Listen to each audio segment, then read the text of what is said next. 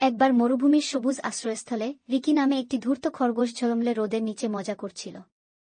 ছোট আকারের রিকি তার অতুলনীয় বুদ্ধিমত্তার জন্য পরিচিত ছিল, ক্রমাগত বনের মধ্যে লুকিয়ে থাকা বিপদগুলিকে ছাড়িয়ে যেত। কিন্তু একদিন সকালে বিপদ ক্ষুধার্ত শিয়ালের মতো আবির্ভূত হয়েছিল। ক্ষুধায় জবলজবল করা চোখ ঝোপের ঝোপ থেকে লাফিয়ে উঠেছিল আমাদের সন্দেহাতীত বীরকে ভোজের জন্য প্রস্তুত। ভয়ে কাঁপতে কাঁপতে, কিন্তু পরিস্থিতির দ্বারা নিজেকে কখনই ছাড়তে দেয়নি, রিকি একটি মৃদু হাসি তুলেছিল। শিয়াল যখন তার অনুমিত নাস্তা দেখে লালা ঝরিয়ে ফেল, রিকি একটি কল্পনাপ্রসূত গল্প তৈরি করল।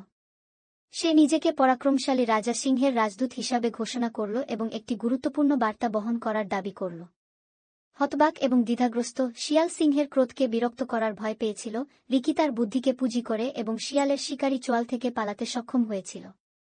আচ্ছা, সে বিটবিট করে একপাশে সরে গেল, আমি কোনো ঝামেলা চাই না। তাহলে যাও। রিকি হেসে লাফিয়ে চলে গেল। আবার তাকে ঠকিয়ে দিল। সেই দিন থেকে শিয়াল আর কখনো তাকে বিরক্ত করার সাহস করেনি এবং রিকি তার চালাকিতে থাকে।